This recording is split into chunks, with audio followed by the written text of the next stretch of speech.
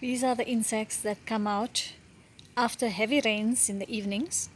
I mentioned this in the South African True Colors.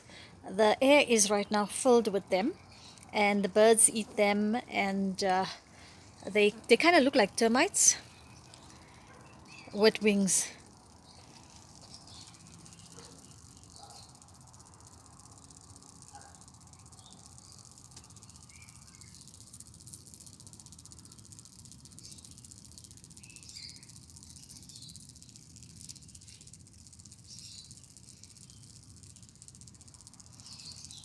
And their wings are so delicate that they lose them later on.